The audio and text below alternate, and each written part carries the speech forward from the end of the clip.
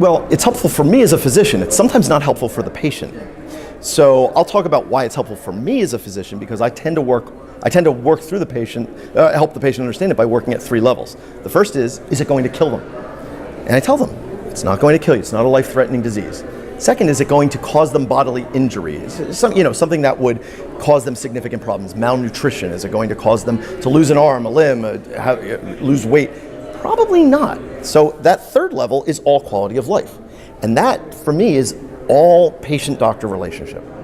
That's what we have to deal with. So I don't have to deal with the complications of being hospitalized because of stricture and needing an operation or something like that, needing IV steroids. I don't need to focus on that. I can focus on them.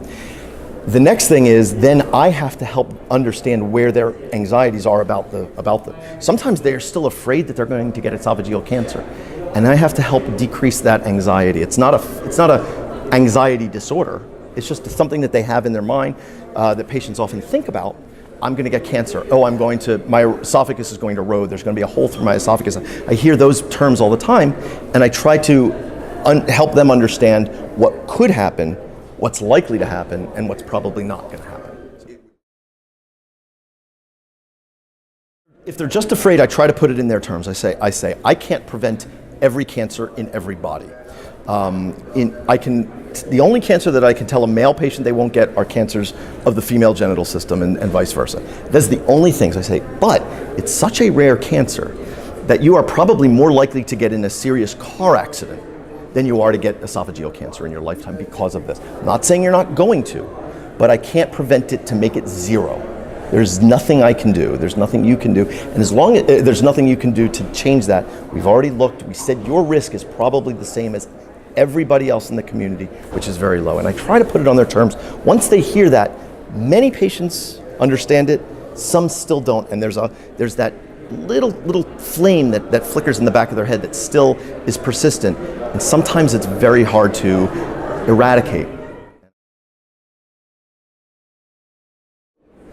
Smoking and diet probably play some role in esophageal cancer. In reflux disease, they definitely play a role. In reflux itself, does stress play a role? Stress plays more of a role in the generation of the symptom than it does in the generation of the physiology, the actual disease. And this is where I try to separate out the symptom of a disease that we call a disease and the actual disease itself. It probably has no role or extremely little role.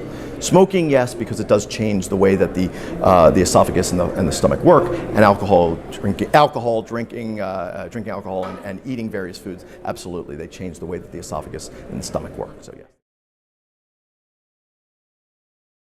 They probably can't cure a disease. I never talk about cure, because this is, if you cure something, you do something and it goes away completely. In this, it's more of a chronic management.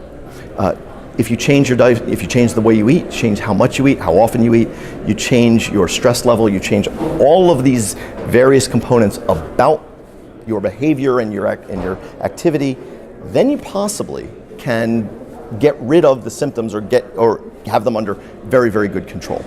You're probably not going to change it completely so that you can go out and you can eat a steak and lobster dinner, have 3 bottles of wine, and say I have no symptoms.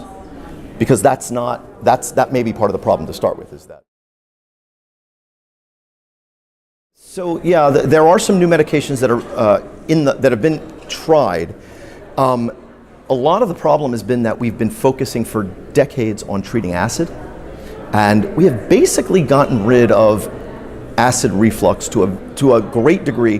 There's only of the patients who have GERD writ large, there's only about a very small group, about 10% of patients who have persistent acid in their esophagus that is coming from the stomach that is causing their problem, or seems to be causing their problem.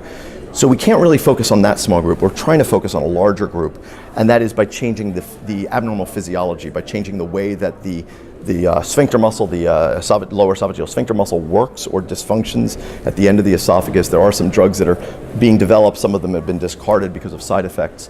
The last class of drugs that they are now sort of trying to develop or trying to study are drugs that would change the symptoms, drugs that would change the way that the nervous system sends signals to the brain or vice versa, so that patients have less symptoms or feel it less, even if they are still refluxing.